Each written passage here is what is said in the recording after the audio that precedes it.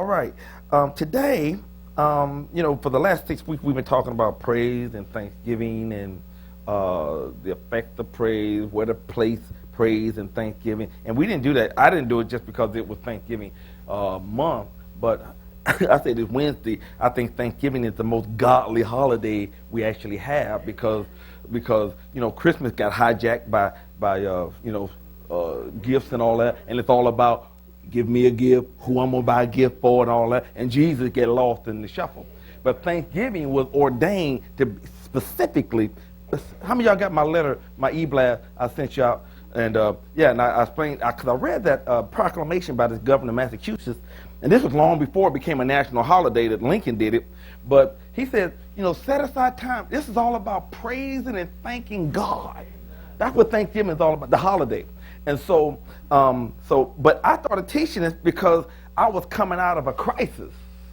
Yeah, I was coming out of a crisis, and God said, okay, you prayed, you confessed, you stood, you got the word, but your thanksgiving needs to come all the way up now. So that message and series came out of my crisis. And I'm out of the crisis. But he taught me through that see, a lot of times we because he said make your petition known with thanksgiving. And he was telling me, I made it because I had the word, all that. But he said, now there's nothing left to do but just praise and thank me for what you already prayed for, that you believe you received. And so we started talking about that, and we spent, I think, 6 services. I want to give you a brief overview, just a couple of statements we made. I said one thing I said was Thanksgiving causes us, hallelujah, to shift our focus off of the circumstance onto God. That's one of the major things of praise and thanksgiving. It's like I'm praising and thanking God, I can't be in 2 places at one time. So whatever I was bugging me, whatever was harassing me, I take my eyes off of what it was doing onto the one that can fix what it was doing. And so we talked about that. And then we said Thanksgiving keeps my relationship with God fresh. See, when I'm walking in Thanksgiving, I'm not. This is all the time, not just at church, but it keeps me, Father, I just thank you for this awesome deliverance. I thank you for your favor. I thank you for your peace. I should have lost my mind. I should, before I used to want to cut somebody when this happened, but now I'm good. And so it keeps your relationship fresh with God. And as it keeps your relationship fresh with God, it keeps me conscious of God. Sometimes we act like we don't have a God. Sometimes we act like the God of heaven is not my personal father. But having an attitude and a consciousness of thanksgiving keeps my attitude fresh. It keeps what God has done in my life fresh. The reason why a lot of people fall away from God is they don't maintain their relationship. Any relationship, even husband, wife, boyfriend, girlfriend, any relationship, there has to be some maintenance to it. Somebody needs to be putting something in this thing if they're going to get something out of this thing. And so it is for God. That's why he said, you draw near to me, I'll draw near to you. So it's not about just coming to church and doing it on Sunday. It's about a lifestyle of God. I love you. I praise you. Because listen, God is with you when? All the time. He said, I will never leave you. On your worst day, God has said, I'm still here. Just tag me in. And so praise and thanksgiving, the attitude, I learned all of this during this time. He said that keeps me fresh. And I don't care what, it's funny. I don't care what God has done. You don't ever forget it. We read in Deuteronomy last Wednesday night, we were talking about Moses was instructed to tell him, after your house is full of good things, after you built your house. He said on Thanksgiving. See, we pray before the meal, but he said pray after you get full. He said after you're full, have another praise meeting. Didn't he say that? Yeah. He said, but I don't mind. He said, after everything you have, boy, I got this one. After everything you have has multiplied. He said, I'm gonna bless you. I'm doing it. It's just one thing. Don't forget. Don't forget. And praise keeps you in a place of humility, because a lot of times we're more susceptible to think we're all that. When it's going good, when we're climbing high, look what my networking did. Look what my degree did. Look what my education did. Look what my work ethic did. No, baby. You got to back up. Why? Who gave you them brains? Okay? Who gave you the air in your lungs? Who put the stuff in your limbs to make it work? You got to back up to the source. My thanksgiving to God keeps me mindful of who my source is. Well, I'm feeling this thing already all over again. It reminds me of who my source is. I can depend on you, but you may have a bad month. You was expecting something to come in, and it didn't come. Now I'm out there. But I tell you what, God is always all sufficient. Jesus. So we said that. So we said that praise and thanksgiving keeps what God has done in our life. We said it keeps our heart sensitive to God. The Bible warns against hardening your heart. And in Peter, he talks about how sin. The reason sin is bad, it hardens your heart toward God. It hardens your heart toward God, and the devil has greater access to you, and you're more prone to follow him. It hardens your heart. But see, when you maintain thanksgiving, I didn't say everything was going good, did I? No. Whenever it's thanksgiving all the time. He said in everything. Then he said give thanks in everything. So now that keeps me sensitive to God. Because see, that's where my help comes from. Man, I'm glad I came for this review. Jesus. So, okay, and then I said that praise and thanksgiving is like the pulse on your, you check your pulse, see how the thing beating. We had CPR training the other day, and I didn't come, I was asleep. But yeah, CPR training, it was too early. Monday is my sleep day. I got one day off Monday, and I'm sleeping. I think I slept till 12. I know, right? So anyway, but when somebody, first thing you do is check their pulse and say, okay, are they breathing? Okay, they're breathing. Okay. Well, see, spiritually,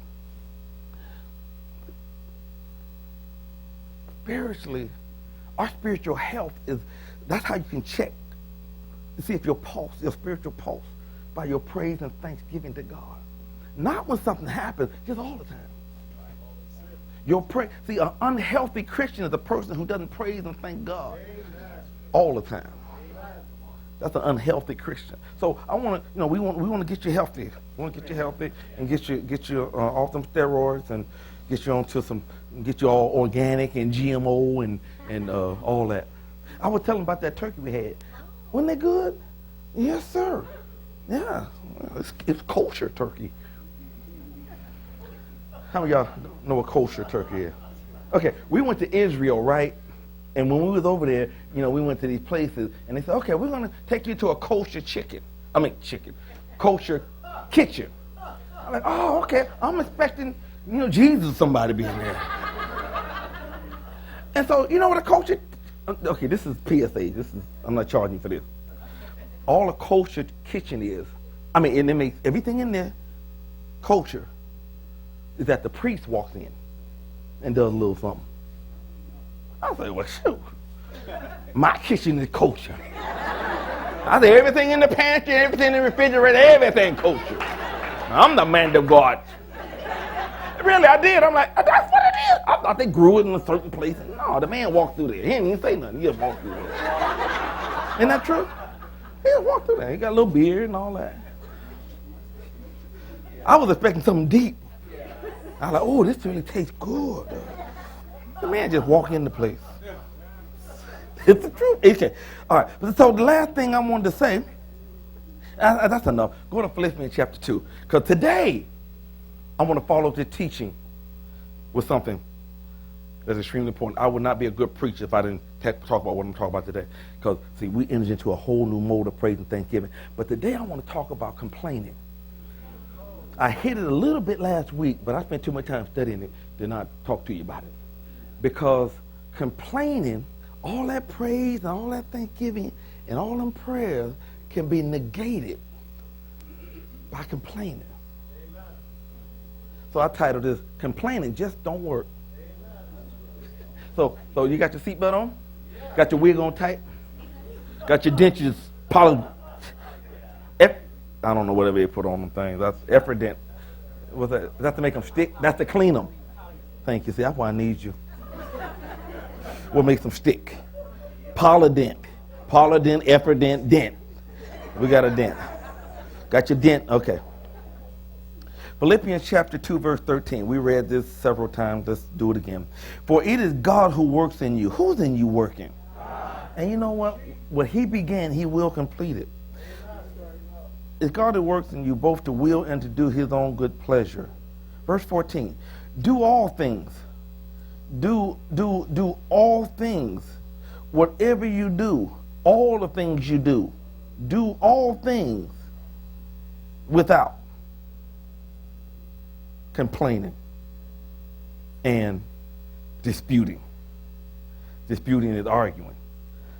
I guess that's pretty bad. You complain and arguing. But he says, everything you do it without complaining. Everything you do it without complaining. No complaining. And I say, complaining just does not work. Everything we do it without complaining. Y'all ready? Yes. Okay. It's apparent, I'm sure it's apparent to you, it's apparent to me, we live in a complaining society. Everybody complains.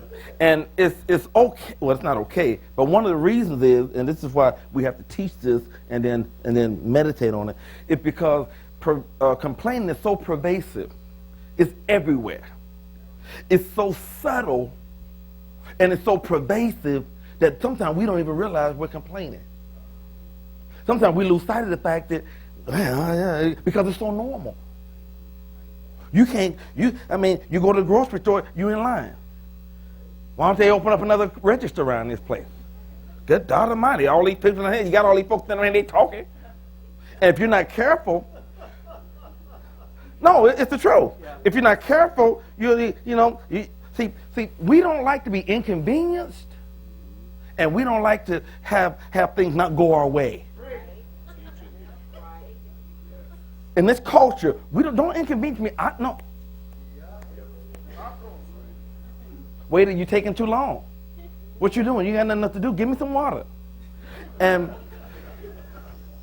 But he said, do how many things? All things without complaining. See, it's so convenient. It's so easy to complain about stuff. It's so convenient. It's easy, and it's everywhere. But God is telling us, don't be complaining. One of the reasons is it's short circuit. We're going to visit this. It short circuits my prayer. See, I wrote this down. If you're gonna complain about it, don't even waste your time praying about it.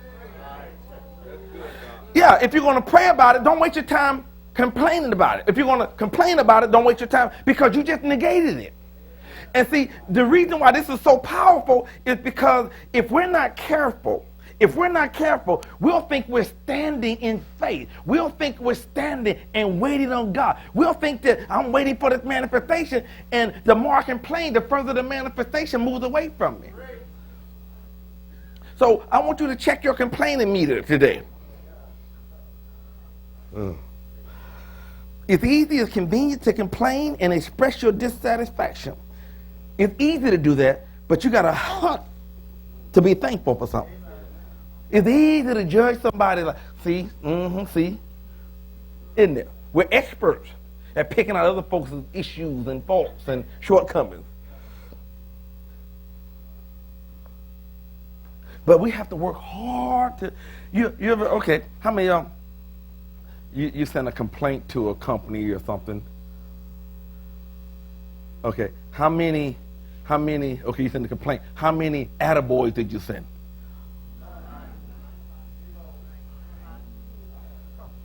And they send you a survey. Tell us how we did. Now, if they didn't do really good, yes, I'm going to tell you how you did. This is how you did. But they serve you, you had a good time. You're like, I ain't got time for that. Because it's so easy. See, it takes something to celebrate somebody else. But God said, don't complain. Don't complain about anything. Don't complain. Don't complain about your children. I know you don't have children, but I'm just point at you. Because you ain't going to get mad. Because he said, well, I know he ain't talking to me. I know he just used me, but he ain't talking about me. Yeah, don't complain about your children. Don't complain about your spouse. If you're standing for them, you can't complain. If you're standing for your children, you can't complain. You got a job. Why would you complain about it? You got one to complain about. You got one. And if you don't like it, go get another one. But don't complain. Right? You know, I was telling the party, I used to go to a lot of the ball games and stuff. That's the one of the most complaining folks. You know, I know reverends and everybody that sit up there, but they get their little boo-boo out there playing, and they turn into a whole different animal. The coach ain't doing that. The coach don't know what he's doing. I don't even know why he the coach. He been the coach for 5 years. You think he learned something by now? You know they need to put my son in the game. Well, your son can't play. That's what I be wanting to say. But but I ain't gonna complain about it. But no, it's the truth. Okay, look, if he can't play, and I told him, see, nowadays it's different. It's different. When we were playing ball, if you could play, you was on the floor. Everybody didn't just play, okay, everybody got to get 10 minutes. It wasn't none of that. If you wasn't good, you didn't play. You just didn't play. But if you could ball, you playing the whole game. Now everybody got to play. However, we got to pull him out. Well, everybody got to play. Well, that ain't good for the kid. Okay, let me stop. Well, everybody get a trophy. Y'all seen that commercial? Participant. What you gonna get a participant trophy? And that daddy on that commercial, he's like, give me that trophy. He tore that thing off and like, champion. But see, we didn't do it. It wasn't like that when we were coming up. And I understand why they do it. I understand. But that's not even what I'm talking about. I'm talking about complaining. But you know, some of y'all go watch your baby play, and you sit up there and stand and complain all day long.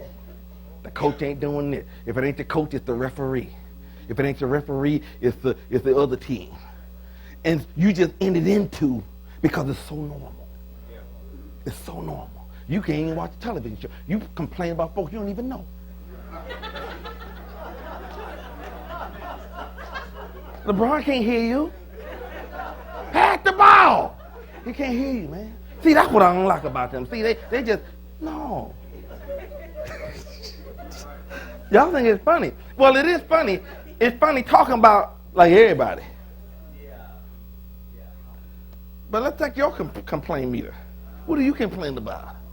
Because it short circuit what God is doing in your life. And a lot of times, I'm gonna say at the end, stay to the end. But you can think that I'm waiting, I'm standing, I'm believing, but your complaining short circuit, it ain't gonna come to pass. It ain't gonna happen. No, that's why you come to church and learn something. It ain't gonna happen. We're gonna recalibrate today because we know Proverbs 18:21 says life and death is where? Your words matter. They're not just sounds. Your words matter. You can cancel out stuff. God gave you that right. Life and death is not in the power of the devil. It's in the power of your tongue. And your word can cancel stuff, disrupt stuff. It can move mountains, but it can also move your manifestation away from you too. So he said, do everything without complaining. There are people serving church. They hear serving, but they complain the whole time they hear. And you know what? You're going to find something. I tell people all the time, if you're looking for something, you're going to find something wrong with me. You ain't got to look far. You ain't got to look long. Really. If you're looking for something, you'll always find something. Yeah. So I don't need you complaining about me. I need you fixing you.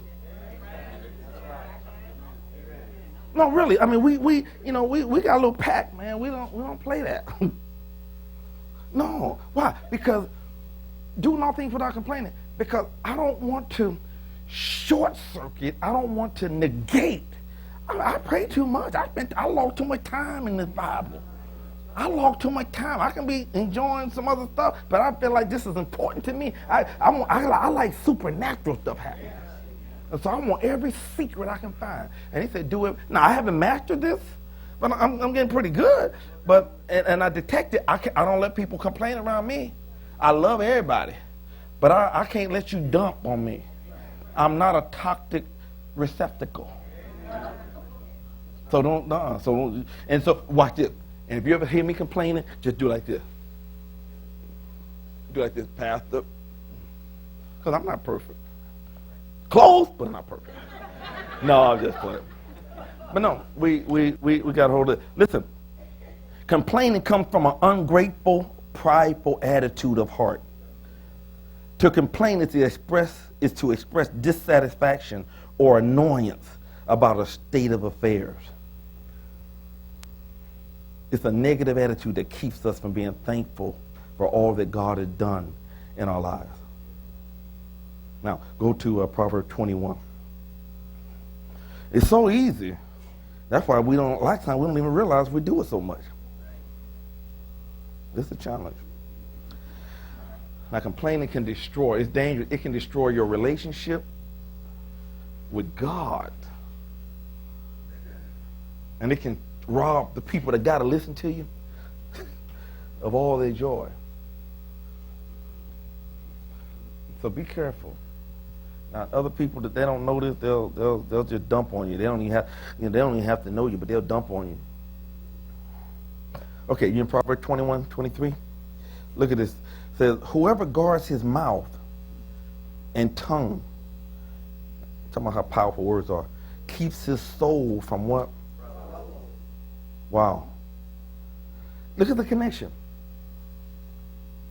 See, soul means your mind, will, imagination, emotion, intellect.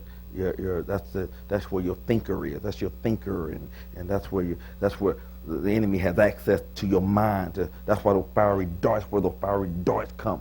And see, and complaining, like praise draws God, complaining draws the devil. That's why he said, do nothing. Don't do anything complaining. We need to learn the vocabulary of silence. Just keep our mouth. Okay. So whoever guards his mouth and tongue keeps his soul from trouble. So this is not even saying the devil troubles the soul. What comes out of my mouth has a direct connection to my emotional being. What you saying? How many of y'all complain right before you walk in here? You complain about something before you walk in here. How many people? Okay, we got 3 people. Thank you. 4, 5, 6. Can I get 7? Can I get 7 over here? Can I get 7 over here? Can I get 8 to 7 else? Can I get 9? Is there 9 over there? Is there 9 over there? 9. Thank you. Yeah. I don't think I complained today. Well, I knew I was going to be preaching, so I knew I ain't going to. I ain't going to be up there complaining about nothing today. It's amazing. You're sitting there watching football. He didn't see that. That's holding. I saw that way over here. It's so subtle. And people will get with you quick. But when it comes to God, God's like, in everything, in all things, no complaining. But now he's saying the connection between my emotional state and what's coming out of my mouth, there is a connection. And it's not even the devil.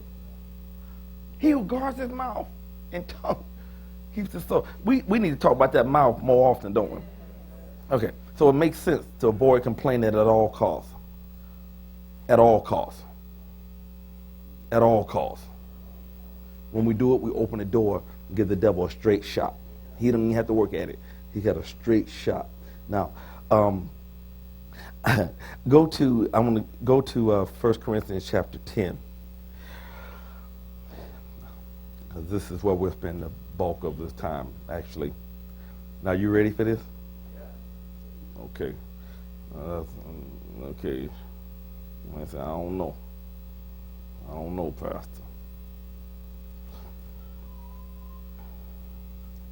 Now, before I get there,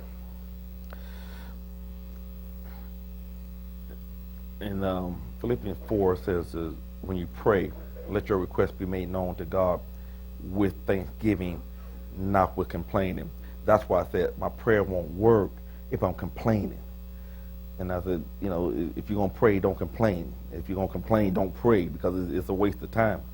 So refuse to complain. Why?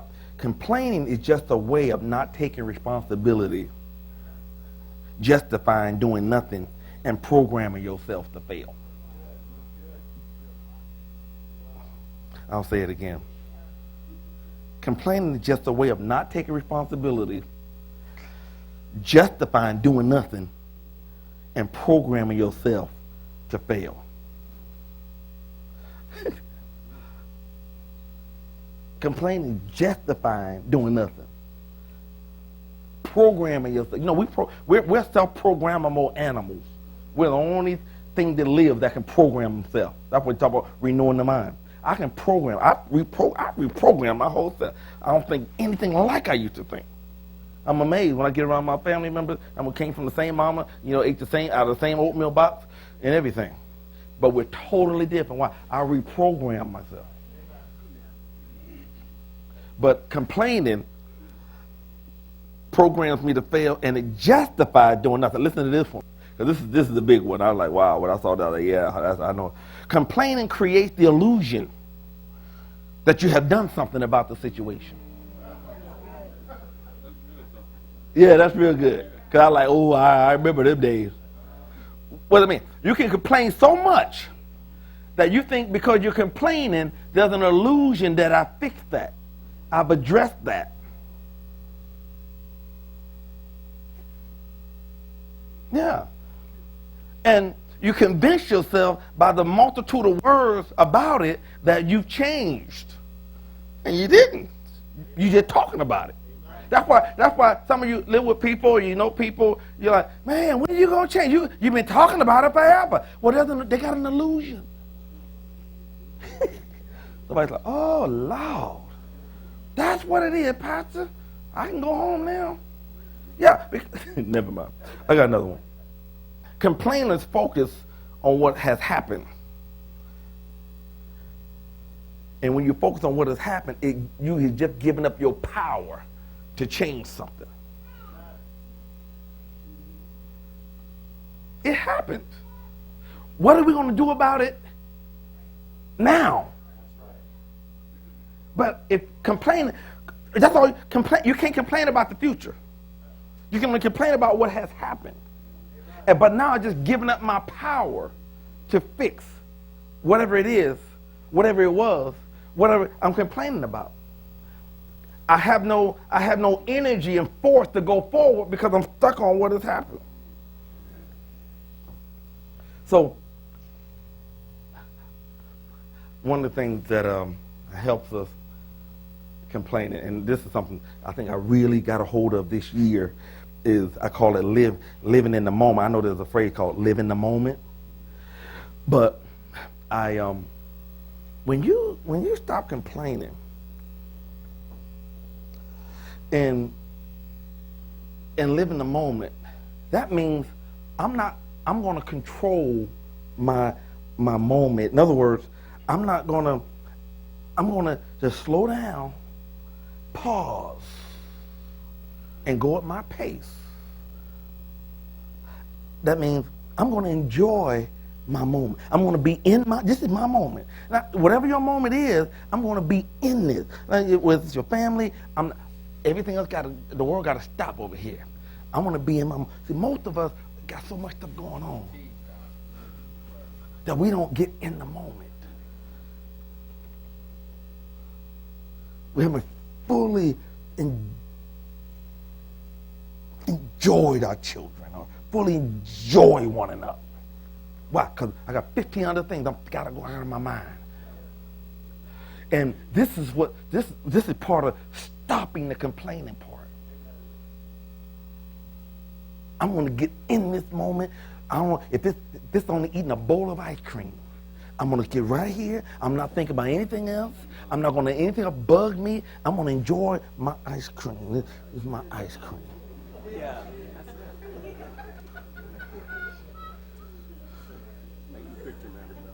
I'm serious. I mean, sometimes I can be with her. I mean, she used to bust me out. She like, I'm right here. I'm with her. But I'm over here. I'm all over the place. I'm not in the moment.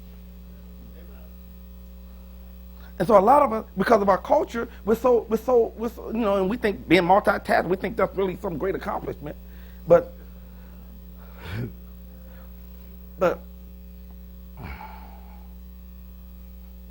stop and take it in. Stop and take it in. Just stop, take it in. You always caring for somebody else. You always making sure somebody else got their needs met. You always making sure. No, you get in your moment. Make it about you.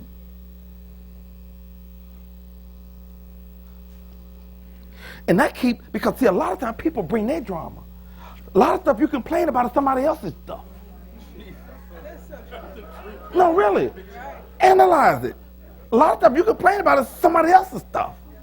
And so you gotta when you learn how to enjoy, get in your moment, can't nobody else get in here.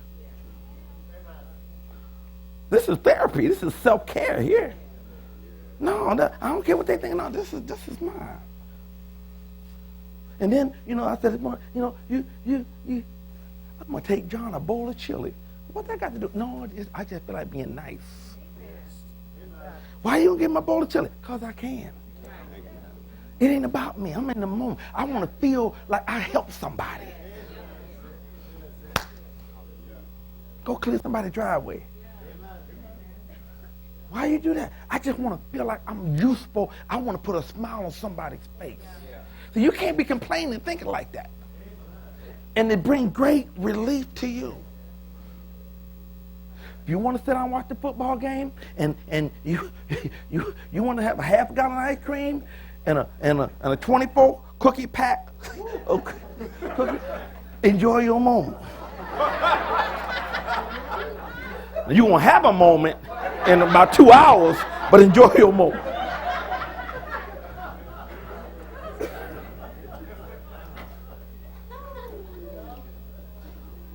Enjoy your moment. We talked about, well, if you was here, but sometimes you just gotta, this is what I learned. Everything, listen, I don't know about you. There's never a time when everything in my life is going good. I got too much going. Never. But you know what I do? I have my moments where I just focus.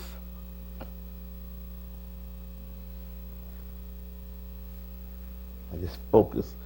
Wow, this is good right here. Oh, I feel so good about this. Wow, this is awesome. I got stuff coming. No, you can't get in there. I'm in my moment right now. I'm in my moment. Sometimes homegirl, sometimes Deb throw out a compliment to me. Like she threw one out the other day. I'm like, she came all up on me, right? And no, really, no. Okay, y'all need to get saved. But we's married. But anyway, she came up on me and hugged me, and she said something really, really sweet. I'm like, oh, instead of like, oh, okay, thanks. I'm like, no, just a moment.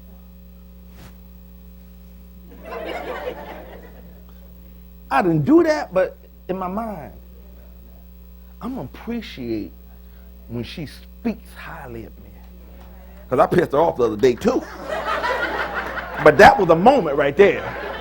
The other day, I said something. She's like, why you had to say it like that? And she all sweet and stuff, but she can get ghetto. She can get ghetto. But my point is, embrace your moment. You celebrate yourself. Celebrate yourself. Quit letting somebody else drive you. You're listening to me. Let's quit letting somebody else drive you. You because I'm still talking about complaining, because again, a lot of stuff comes from other people. Man, control yourself. You're grown. And just tell them, not today, not today, not today, not today. Just put some attitude on it. Not today. Not today. Now, you're 1 Corinthians 10? Woo! All right. How many want to change your life? No, really. How many of y'all want to change your life? Okay. Now, you know, all you got to do is make a decision. You know, okay, look up. This is something I'm kind of working with, but you have to, see, first of all, nobody can change, first of all, you can't change anybody. Nobody. So just stop trying. Only person you can change is yourself. Now, and it's simple. It's not always easy, but you have to decide, I'm going to be the active force in my change. I'm going to be, I'm just saying, no, you quit looking for somebody else to do something for you. I'm going to be the active force in changing my situation. Hallelujah. Now, with God's help, and God may direct me somewhere, but I'm going to be the active force. You know what an active force is? That's the thrust behind it. That's the oomph behind it. That's the thing that everybody else is, boy, I tell you, that's what everybody else is paying somebody else to do for them. Come on, get out. Come on, you can do it now. No, you be the active force. You be the active force. Because you with you all the time. So you know when you're slacking, but be the active force. Say this with me if you really want to change. I am the active force to change my situation. I'm not waiting on anybody else. Thank you, Lord. So when you become an active force, now you pour your energy. You pour your energy into your situation.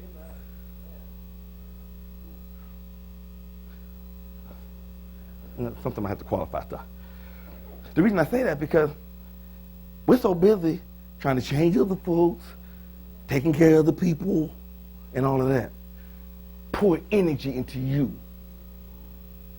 There's stuff you don't like about you, you know. Pour energy into that to change you. If you're lazy, pour energy. Make yourself get up at 5 every day for 7 days. No, whatever. I'm saying, but pour energy. Think about it. You go to work for somebody and you pour energy for 8, 9, 10 hours for somebody else. And if you're not good enough, they'll find somebody else to do that. You come home all tired, you ain't got nothing for nobody. Yeah. Pour energy. Burn the midnight oil. Study until your brain cramps. Listen to, get this work. You know, I'm going to stay up, I'm getting this. I was reading a book, and I'm like, dog, I'm not getting this.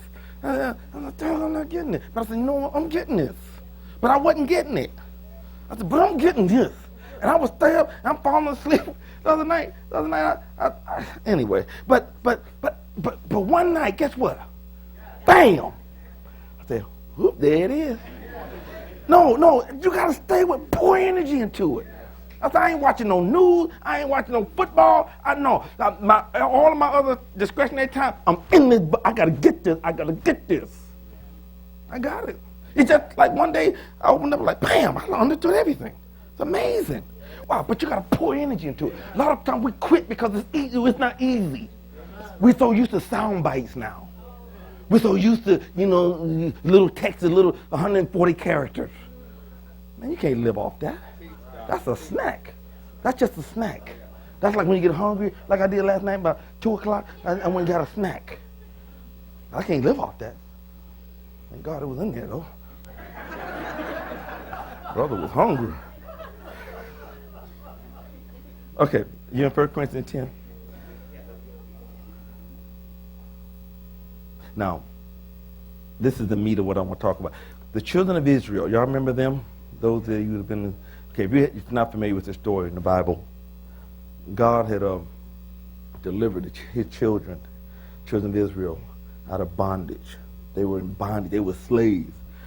And God delivered them from slavery. They complained about that. They complained. God gave them fresh manna every day. They got complaining about that. Then they said, we want some meat. So God, now they're in the desert, mind you. They're in the desert. Quails don't like hang out in the desert. So God had to fly them quails in They heard them way off, like, walk, walk, walk, walk, walk, walk.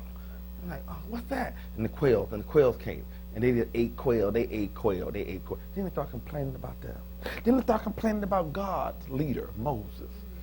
Why you bring us out here? Then they complain, we want to go back into Egypt in the bondage. And so they complain. And the journey to, God had promised them the promised land. He said, I'm taking you into a place, total prosperity, never want again. They never made it. There were two of them did. And it was the two, Joshua and Caleb. God didn't want just two to make it. He wanted all of them to make it. Only two made it because they followed God's plan. God had a planned program package for them to follow. The other people didn't follow it. So God says, okay. So a lot of them just died off. But it's interesting that God uses these stories and he says it's for our example. I don't have to get hit by a car to realize it hurts. I can learn from somebody else's mistake. And that was God's plan. That was his purpose. That was the reason why he put this in here. So I want to show you kind of a nutshell. You can go back and study it for yourself, how God views complaining. All right? 1 Corinthians 10:1. Moreover, brethren, I do not want you to be unaware that all your fathers were under the cloud, all passed through the sea, all were baptized into Moses in the cloud and in the sea. All ate the same spiritual food, all drank the same spiritual drink, for they drank of that spiritual rock that followed them, and that rock was Christ. But with most of them, God was not well pleased. Most of them, like 1 million of them, he was not pleased, for their bodies were scattered in the wilderness. So Paul is making the point that everybody had the same opportunity. They went to the same church. They had the same pastor. They had the same DVDs and the same CDs, and they had the, you get the point. So look at verse 6. Now, these things became our examples to the intent that we should not lust after evil things as they also lusted. So Paul was using an example. Paul was talking to the Corinthians, and he's using the Israelis as an example. So he said, Corinthians, don't do this. A lot of the stories in the Bible, I love it because it shows the nature of God. It shows those that the results of those who obeyed God and the results of those who didn't do it God's way. And he said, this is an example for us. Follow me? Okay. There's 5 of you. I appreciate it. Okay. Now, verse 7. And he said, do not become idolaters as were some of them, as it is written, the people sat down to eat and drink and rose up to play. Idolaters. That's not good. Verse 8. Nor let us commit sexual immorality as some of them did, and in one day 23,000 fell dead. Sexual immorality. Nor let us tempt Christ, as some of them also tempted and were destroyed by serpents. It's like, if Jesus is all that, let him get us out of this. And tempting him. Verse 10. Nor complain. Oh! Wait a minute. He got that in there with idolaters, sexual immorality, tempting Christ. Nor complain. Now, the reason I say that because a lot of people think complaining is not sin. It's like, it's okay. And some don't even know, we don't even, I didn't know I was complaining.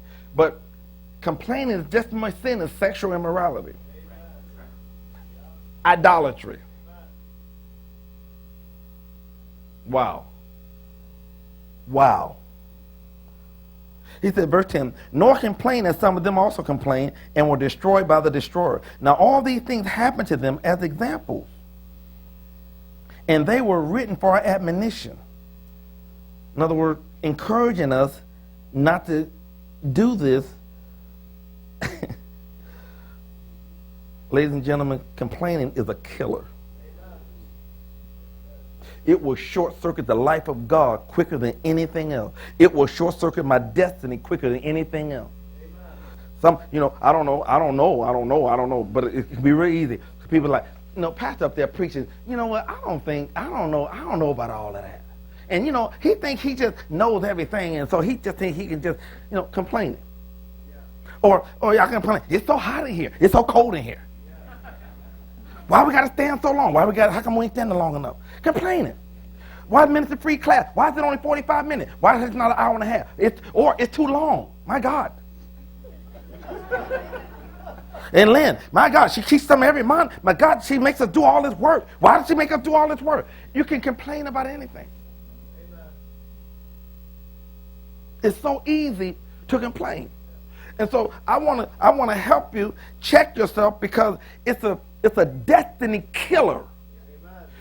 All these people didn't make it into the promised land. God promised it to them. God had it for them, but they shut themselves off. And I'm talking because we those of us that know the word, we know how to grab the promises of God. But listen, if it ain't working, I mean, come on. If it's not working, we need to check, am I complaining? Am I letting the destroyer? See, when I complain, I open the door to the enemy. I just open the door wide open and say, come on in here. And he doesn't care. He might walk right past you and go into a boo-boo's room.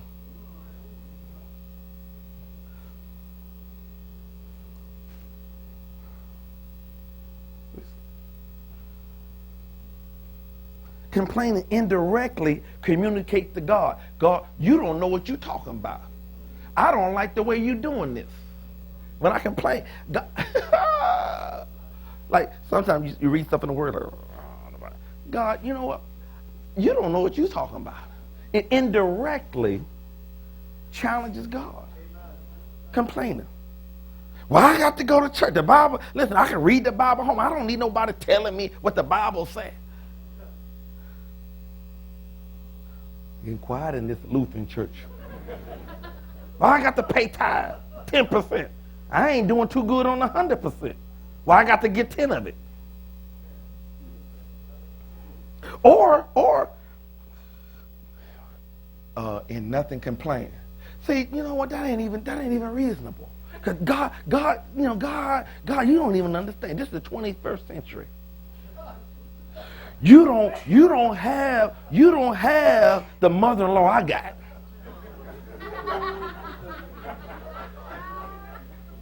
Did I cross the line or something? Okay. You don't have the pastor I got.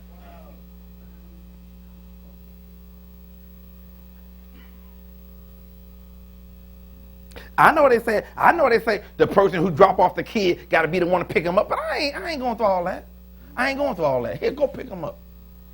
I don't care what they say. Pick him up. No, that's the attitude is birthed out of complaining, and complaining just says, listen, I want it my way, and I don't care. Don't you inconvenience me. That's what complaining says. See, we live in a culture where don't inconvenience me. I want it now. I want it now. I know the movie don't start till 12 o'clock. You don't open the door. Open the door. It's cold out here. Why they got all these rules at the church? They ought to be glad somebody coming. No, I've heard people say that. You getting on folk about being on time. I say, yeah, because if you're lazy just coming, what you can see, you're going to be lazy reading that word. You're going to be lazy trying to get a hold of God's prayer. So if you can't do the natural thing on time, you ain't going to do nothing. That's what I told him. I said, I'm trying to... But brother, I said, man, I'm trying to coach you. You don't need a cheerleader. That's why you're losing now. You need a coach. I'm your man. Yeah. That's why they don't fire the cheerleaders. Do they? Oh, we can do it. He's so bad. You losing every game. Get a new coach.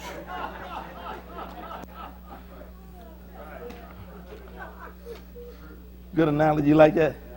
I think I hadn't used that one in a long time. No, you need somebody.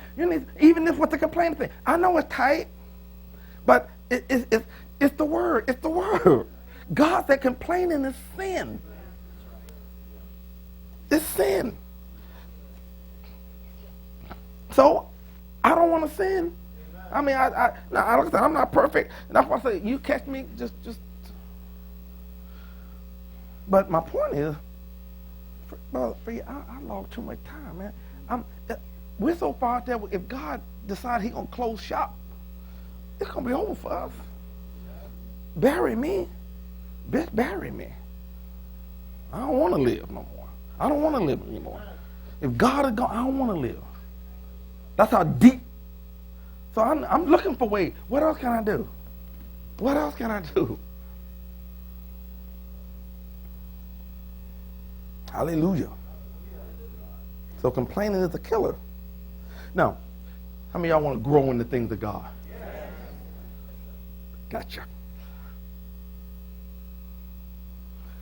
See, to grow and mature in God. And this is why a lot of people, they've been quote church a long time, but they still spiritual babies. Being in church doesn't make you mature. Like standing in the garage doesn't make you a car. But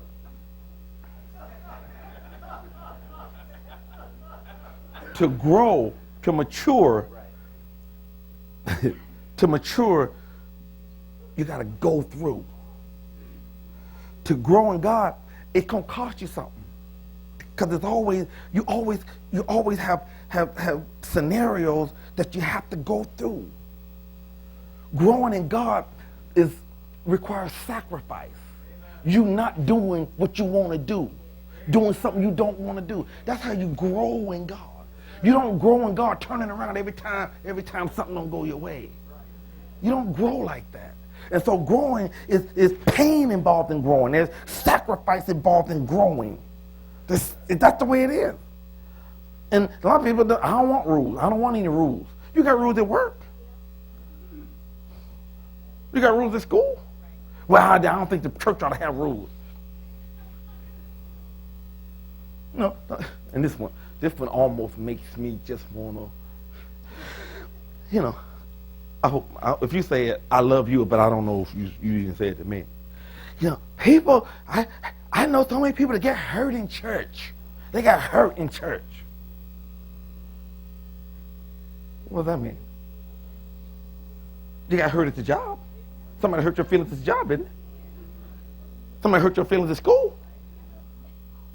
How come all of a sudden you hurt when you come to church? Why you so hurt? I ain't never going back there. Why don't you do that at work? It's only. See how clever the devil is. I'm getting out the choir because they ain't saying nothing to me. They ain't saying nothing to you, fool, out of work. Not fool, but not at work. You teaching about the workplace now, right? Are you teaching them that, look, you ain't there to get friends. You there to get the man's job done. They don't ever speak to you. You good. As long as I get paid. That's right. As long as y'all pay me, I'm here. I pick my own friends. I don't care. Y'all don't have to invite me to the Tupperware party. I don't care. No, really. That's your attitude got to be. It's like, I don't care about that. I'm there. But see, church. But when it comes to church, we're so sensitive. We so got a feeling wherever we put them. They so vulnerable. At church. What you think about this? What you think about what's going on? That's a setup. That's somebody trying to. Okay, let me stop. No, that's probably need to stay on there. No. Okay, so. Complaining indirectly communicates to God. You don't know what you're doing. Look at it. Complaining just in every trial, instead of complaining, look in every trial, look for a treasure in every trial. Instead of complaining, look for a treasure in that. There's something in there. There's a treasure in there somewhere that's going to help you grow. Hallelujah.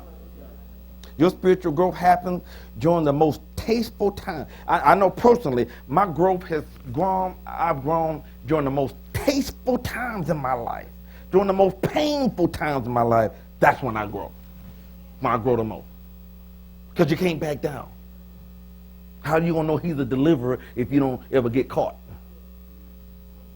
How you gonna know you're an overcomer if you don't overcome something? So, all right. Now, my last point. It's not a point. The Israelites, it took them 40 years to do an 11-day journey, right? Okay. 40 years to do an 11-day journey. Now here's this, if you don't get anything else I talked about today. It is not always the devil that keeps us from what God has for us.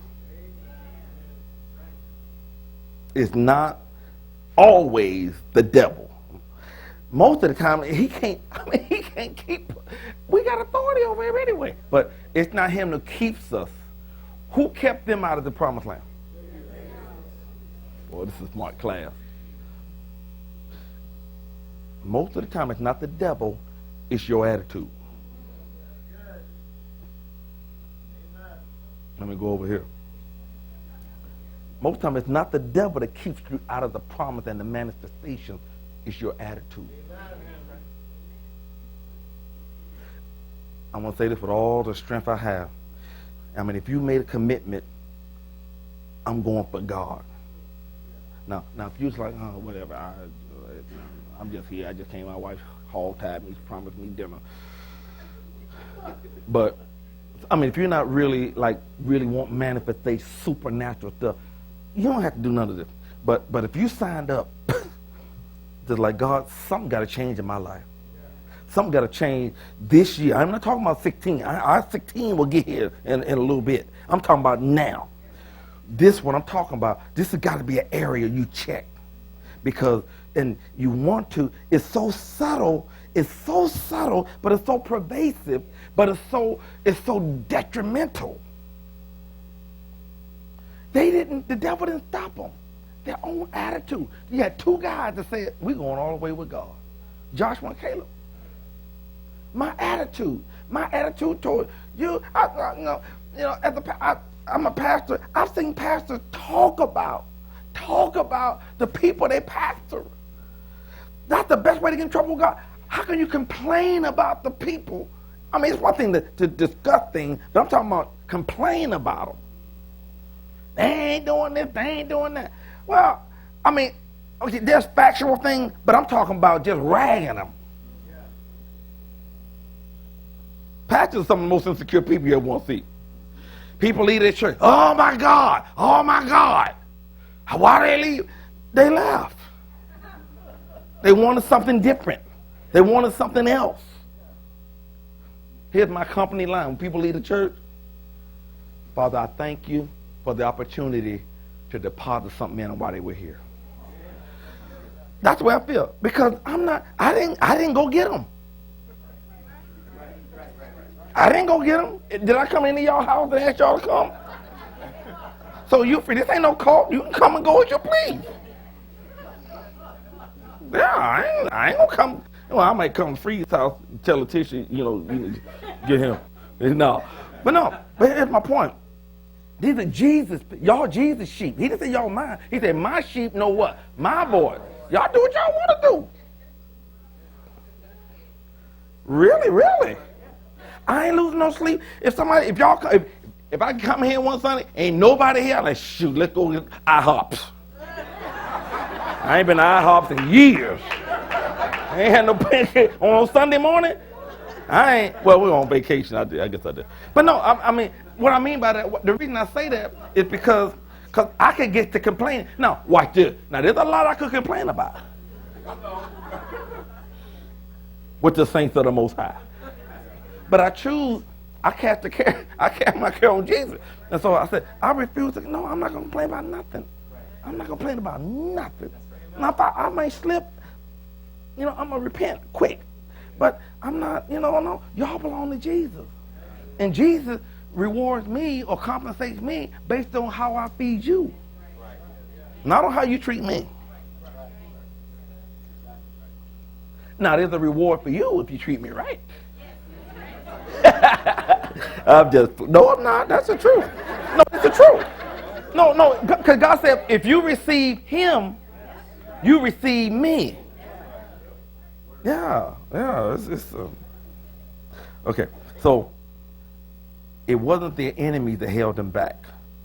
It was their attitude. Complaining caused them to wander in the wilderness. Now, if you're in the wilderness of your life right now, some of you in the wilderness, some of you just wondering like, okay, golly, and you're hoping something happen. No, I just told you. You pour energy into changing your situation. We going through, well, maybe next year, maybe 16 to be my year. No, make it your year. Make it your year. I don't know no preacher talk like that. Make it your year. Because my attitude, what comes out of my mouth, is what kept them out of what God promised them. And we know it was possible because 2 of them made it. What's coming out of your mouth right now? If you're in the wilderness and you want to come out, you need to make a decision. You need to decide, this is my life. Life is too unpredictable and it's too short to act like you got 100 more years to live and you just floating through. Love those people you with. You ain't guaranteed to have them here next week. You ain't guaranteed to be. Man, take advantage of opportunities you have. It's nothing saying you'll have that opportunity next month. Those of you that live with your parents, milk them. What? You know what I mean? I know, I'm serious. If you can live there, you ain't paying rent. You're not buying toilet paper. You're not buying groceries. You ain't paying no chooky act. You ain't got to figure out how we gonna do this budget. Man, you better stay there as long as you can. And the parents said,